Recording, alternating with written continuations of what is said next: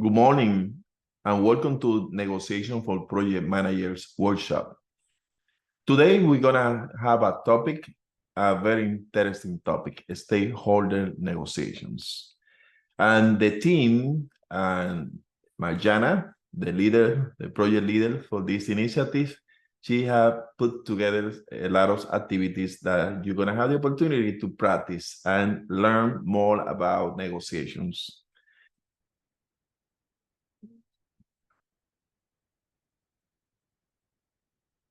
So my name is Dr. Tony Prensa. I've been in the field, the project management industry for around 40 plus years in different industries, finance, retail, banking, telecom, and you name it. So I am a scholar, so I'm a professor for a couple of universities here in the United States. I teach for MIU University, City of Miami, and also for Walden University. I teach project management and also software engineering because that's my background. I train thousands of project management professionals. I help a lot of people to pass the PMP exam and etc. So my company, so I'm the CEO of TP Global Business Consulting. So we provide trainings for project management, PMO, and leadership. I facilitated several topics, strategic thinking, management, leadership, project management, PMO, power skills, and different other disciplines in the field for project management.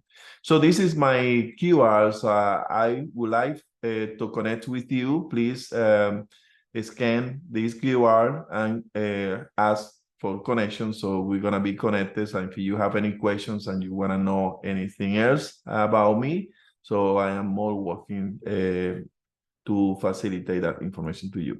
So today is what we're going to have different topics or conversations that we're going to have around stakeholder negotiation. So we're going to start with an introduction, then we're going to try to understand how we need to manage or engage stakeholders in this setting of negotiation. Principles of effective negotiations, negotiation strategies and techniques. So some of those techniques you will be able to practice today in today's workshop. So the team have put together a lot of things for you to have some hands-on experience dealing with these techniques of negotiation. And I'm going to conclude with some practical tips for stakeholder negotiation. Stakeholders are our clients, so we are service provider. So everything that we do is for adding value to the stakeholders. They are the one that pay our salaries. So it's important to satisfy their needs, requirements, and also in negotiation. So we need to provide what they are asking for. So a little bit of definition, stakeholder negotiations, we can define like the strategic dialogues and decision-making processes involving individuals or groups with vested interest in the outcomes of a project or initiative.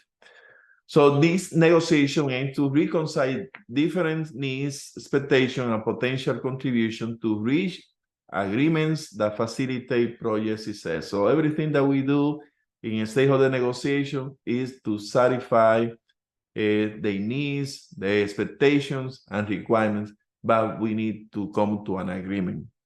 And everything is for the success of the project.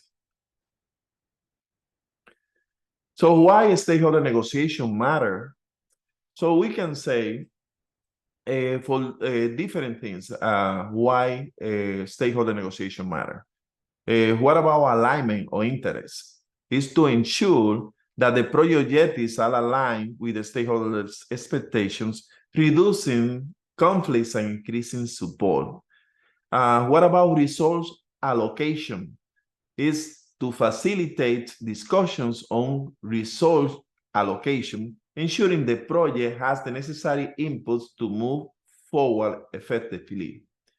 Risk management is important And risk management helps in identifying and mitigating risk by incorporating stakeholder insights and concerns into the project planning process.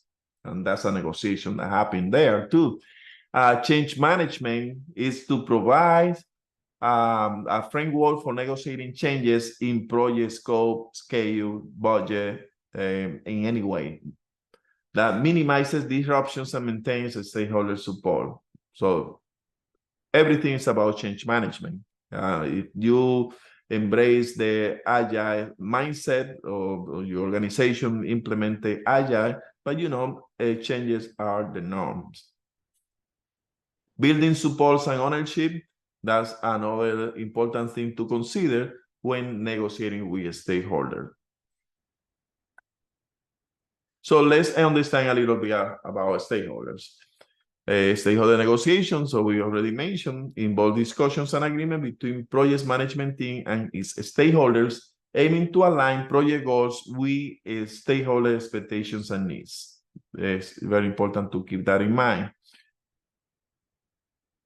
So the first thing that we need to do is to identify stakeholders. So I have a couple of things to mention in that process, and probably you are familiar with all of these processes. They are not different from the process about stakeholder engagement that you already know. But the first step in stakeholder management is to identify a stakeholder who has the interest in or is affected by the project. So we know that. So a stakeholder can be primary. So, what are the primary, the core team of the projects are the primary stakeholder, the sponsor, the project management team, maybe the customer is part of that. And you also have secondary stakeholders that is important to negotiate with them sometimes. So stakeholder mappings and analysis, so we need to conduct the analysis, we need to know them. Who are the stakeholders? It's not because you know the name, so what are the interests? What are the passions? Are they supporting these projects? So stakeholder mapping and analysis, there's a lot of tools out there, and the PMBOK, so you can pull the information from there and apply those also to negotiation to identify and also understand the stakeholders in your project. So understanding stakeholder needs and interests is extremely important. And there are some tools that you can use to assess or to evaluate the stakeholder interest. So you can conduct surveys, interviews, a focus group. You can do SWOT analysis. SWOT stands for strengths, weaknesses, opportunity, and threats. Also, you can conduct stakeholder workshops. The idea is participation, connect with all the stakeholders. So we're going to talk about something that is important in negotiation: power, information, timing, and approach. Power, recognize the power dynamics in negotiations, allows you to strategize effectively. So power can come from various sources, including position authority, what you position in the company, expertise. Expertise is a form of powers, as you know, and the ability to influence outcomes. So information, being well informed about the project, stakeholder needs, and the potential negotiation point strengthens your position. The most that you know, the better. So you need to master all the information around the project that you're working on. Information serves as a key asset in crafting persuasive arguments and counter arguments. So we always gonna have some kind of objections. Life is not easy. So negotiation is important in that. So, but you need to be prepared. You need to know all the information necessary to have those dialogues with your stakeholders. Timing. The timing of negotiation can significantly impact the success. Choosing the right moment when you're going to approach the stakeholder is also important. Where they have the time to commit to you, that is important. So approach, the way that you approach a negotiation, whether collaboratively or competitively or somewhere in between, should be tailored to the situation and the stakeholder involved. So it depends. So you need to treat all stakeholders individually. So it's not a group thing. So everyone has different needs and requirements. So a flexible approach that can be adjusted based on the context and progress of negotiation is crucial for a successful negotiation. So now you know about the power, information, timing, and approach that are important in negotiation. So let's continue adding more. So let's talk about principle of effective negotiation. So mutual gains approach and its importance. So the mutual gains approach focuses on finding solutions that benefit all parties, not just one side. It can't be single-sided. So all parties are affected. So rather than viewing negotiation as a zero-sum game, no, it's mutual. It's collaboration among everyone. So it's like the image that you have. It's a handshake. So everyone participating in this process. Preparing for negotiation. Yeah, you need to be prepared. Like any other things, so you need to research about stakeholder interest more than ever. Not anyone in the organization, the project manager, you need to know them, understanding what stakeholders' values and their negotiation goals, what they're trying to get out of you, and what can you give to them. So identify your priorities, knowing what is most important to you and your project. That is very important. And anticipating counter arguments, objections that will come objections. So you need to be prepared. Rehearse those negotiations, those meetings, so you get prepared. So you need to set clear objectives and also understanding BATNA, and BATNA stand for best alternatives to a negotiated agreement. So you need to know what can you, it's like a trade-off. What can you give in exchange of what? That's everything is about the scenario that we create to have at the end of the negotiation, win-win negotiation is important. Negotiation strategies and techniques. So we're going to talk about a couple of things.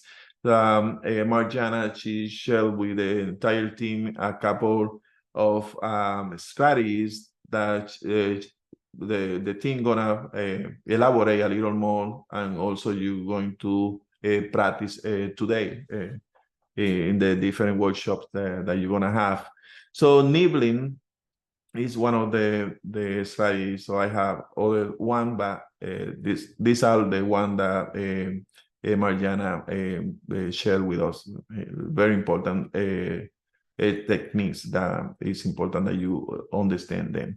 So nibbling involves making small concessions or requests that individually seem too minor to refuse, but collectively lead to significant gains. This tactic leverages the principle of reciprocity and can be subtle, often flying under the radar until the negotiation conclusion. Then to nibble effectively, it's crucial to understand the other party's priorities and where they might be more willing to give a little. It's a trade-off. So nibbling should be used ethically and transparently to avoid undermining trust or goodwill in the relationship. So that's about nibbling.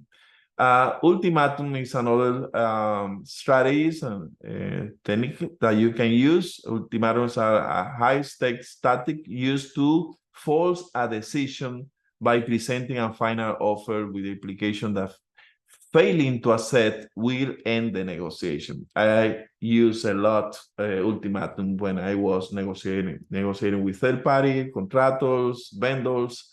So I say, if I don't have this by this day, so you are out. No more negotiation. Somebody else. So I'm gonna go with plan B.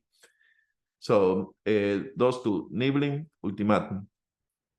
And now, on all negotiation strategies and techniques, building rapport with stakeholders, we already talked about how important it is to connect. with your stakeholders. So good relationship is the negotiation process. So active listening and open-ended questioning is important. So you want to hear what the other side and the other side of the table is thinking. What are their intentions? What are they trying to accomplish in the negotiation? So active listening, open-ended questioning. So the art of persuasion in negotiations. One of the key skills of any project management is influencing a skill. So how you, in the good sense of the word, how you going to influence the other parties, the stakeholder, so you come to an agreement. So some other techniques like storytelling and framing. Storytelling is that you can make arguments more compelling and relatable by weaving facts into a narrative that resonates the stakeholder's experience. Maybe you can compare this situation with another successful situation that you encounter in your professional career, in other organization, or within the same organization. So storytelling is very appropriate in negotiation. Framing involves presenting information in a way that highlights its relevance and advantage from the stakeholder perspective. It's like you are framing. So this is the benefits, this is the advantages of doing this way. So that's framing. Anchoring is another technique, and this technique involves setting a reference point, which is the anchor, around which the negotiation will resolve. So that's starting with a strong initial offer can influence the negotiation terms in your favor. That's like you're offering something out of the blue to the stakeholder, so that will keep the attention in the process. So nonverbal communications, and good communicators are also great negotiators. So you need to get involved in the entire process. So you need to figure out about the facial expressions, the gesture, posture, tone of voice. All of those things play a significant role in communication and at the same time in negotiation. So it's like these strategies for overcoming impasses. So as I mentioned about objections, we always gonna have objections of how we're gonna resolve it. So it's like a risk management. So you need to be prepared because those things are gonna happen. Always you're trying to find common ground. That's an agreement in the stakeholders and the project manager. So always trying to find a common ground. Also creative problem solving and search for the third alternative. Sometimes things are not black and white, so you have something in between, gray area. So you always need to have the third alternative. So what happened is not A, is not B, but we find C, and C is the panacea, is the thing that we are looking for, that is attractive to your stakeholders and also to you. Some practical tips for stakeholder negotiations. So what about assertiveness? So being assertive means confidently expressing your needs and wants without being aggressive. It's about standing firm in your interests while being open to compromise. It's flexible, so you need to be like water, adaptable. So things are not black and white, as I said. Emotional intelligence help a lot. So if you want to develop some skills, not only for negotiation, but for the entire stakeholder engagement process, so be good at emotional intelligence. Emotional intelligence is basically the ability to manage your emotions and understand the emotions of others. That is very important in negotiation, to recognize when you need to stop and when you push, when can you push more. So emotional intelligence is a great tool and studies in negotiation, as I said, in anything else. Living in silence. Sometimes we need to be quiet. Don't talk. Just listen. So silence is a powerful tool in negotiation. And the use of if-then statements that the conditional proposal. If you can do X, then we can agree Y. Sometimes you need to do it that way. It's a negotiation, if then else. And that's it that I want to discuss with you. Thank you very much for your attention. Enjoy the workshop, learn a lot. I see you in the next time. Thank you.